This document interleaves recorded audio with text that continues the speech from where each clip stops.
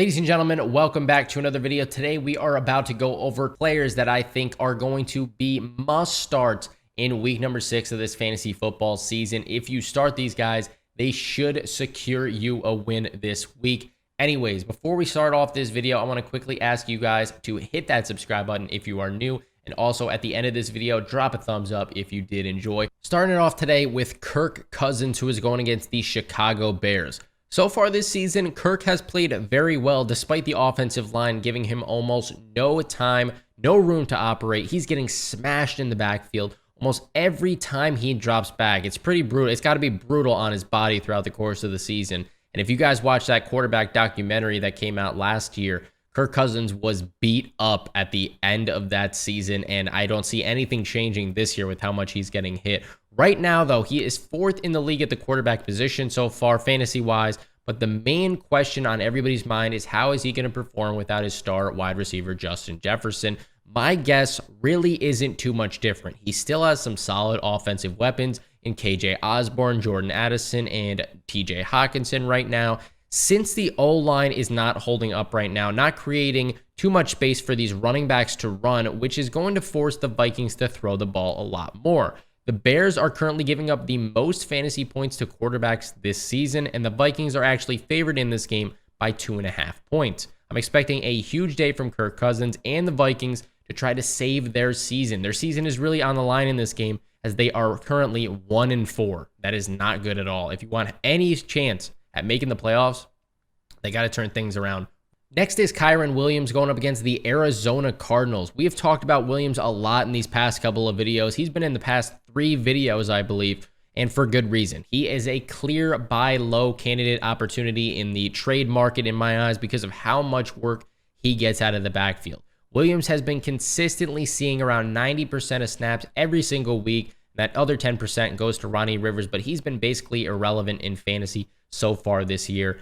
That amount of snaps, 90% each week, is giving Kyren Williams so many opportunities to perform, and he struggled last week against the Philadelphia Eagles. But this game, he goes up against the Arizona Cardinals, who are currently ranking 29th against the run, and the last time Williams didn't have a great fantasy performance in week 3 against the Bengals, he bounced back huge, and I can see that happening again here this week. Also, the over-under in this game is currently set at 48.5 by Las Vegas, so they are expecting a lot of scoring again in this matchup. With the addition of Cooper Kupp back in this offense, that's going to give the defense one more thing to worry about, and I think Kyren Williams gets leaned on in this game heavily if the Rams go up early. Next up, we have a 2-for-1 deal. Ceedee Lamb and Jake Ferguson against the Los Angeles Chargers. I think they are both going to perform great this week. This matchup is projected to be the highest scoring game of the week with an over-under of 50.5 points. Both of these offenses normally score a lot of points. I know the Cowboys put up a dud last week, but against 2 defenses that have been struggling, I expect a lot of points to be put up in this matchup. If you asked me a couple weeks ago what I thought, I would have said that the Cowboys have a clear advantage because their defense was better, but without Trayvon Diggs, I don't really know if that's true. Regardless, so far, these past couple of weeks at least, Ceedee Lamb has been struggling, mainly due to game script situations, and honestly, a lot of that falls on Dak Prescott. I'm in no way biased against the Cowboys when it comes to fantasy football, but Dak Prescott is a real problem in this offense right now. 3 interceptions against the 49ers, and Micah Parsons said that he thinks they're the same level of team as the 49ers are right now. I just have a hard time believing that. Personally, I think Ceedee Lamb is a top 10 wide receiver in this league. But right now, he's not even on pace to be the top 15 scoring fantasy football wide receiver. So that is a big problem. Jake Ferguson, on the other hand, is number 2 in target rate this season and number 1 for red zone targets for tight ends this year.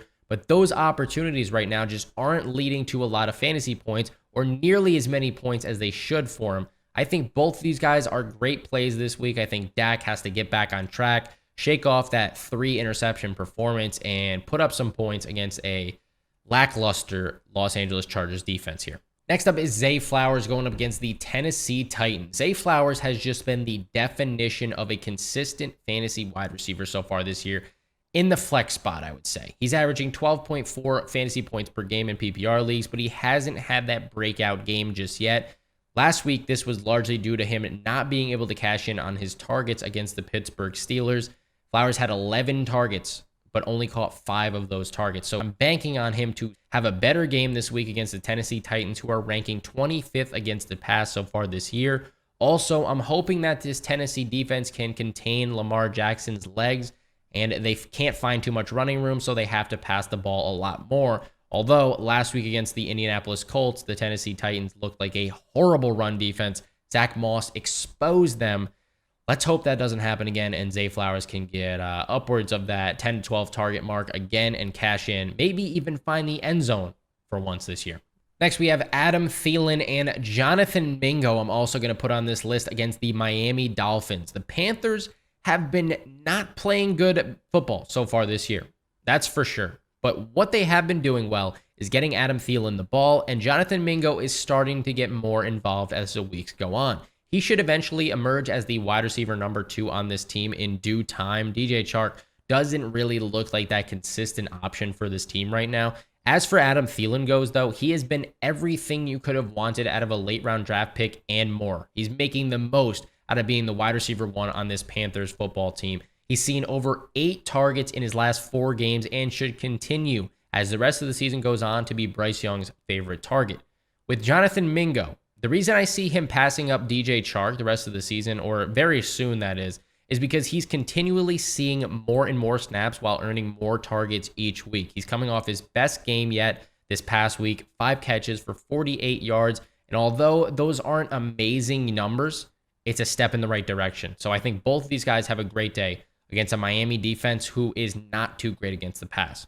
Next is Chris Godwin going up against the Detroit Lions. Godwin is coming off his best performance of the year before the bye week against the Saints when Mike Evans left early in that game with a hamstring injury. Evans has not practiced yet this week so far, and even if he does suit up for this one, I don't see him being his normal self, 100% effective like he was before that injury. Detroit, by the way, isn't the greatest defense against the pass. You saw that last week against Adam Thielen when he had an amazing game, 11 catches, 107 yards, and a touchdown. The main reason so far that their defense is giving up so many passing yards is because the Detroit Lions are just winning these games. They're up ahead early and for the entire time, basically. So the opposing team has to throw the ball almost the entire time. I'm expecting Godwin to once again be the primary target in this game, especially if Mike Evans misses and having a great game. Next up is Josh Downs going up against the Jacksonville Jaguars. Downs has been consistently playing better each and every week, and he's coming off the best NFL game that he's had yet. He's been seeing nearly a 25% target share on this offense when Gardner Minshew is under center, which is going to be, of course, for the next 4 games while Anthony Richardson is on the IR. It seems to me that he's really taken over that wide receiver number 2 role right behind Michael Pittman Jr. because Alec Pierce has not done anything yet this season. And I'm not completely sure what is going on with Michael Pittman yet either. I think Josh Downs could really be up there as a wide receiver 1B. We talked about this in last video as well. I think he could really be a 1B option to Michael Pittman, who is the 1A, if Pittman keeps struggling in this offense. Also, with Anthony Richardson out, you lose those designed run plays that he would normally have, which is going to lead to more passing attempts for the Indianapolis Colts. I really like Josh Downs as a sneaky little flex play against the Jags here.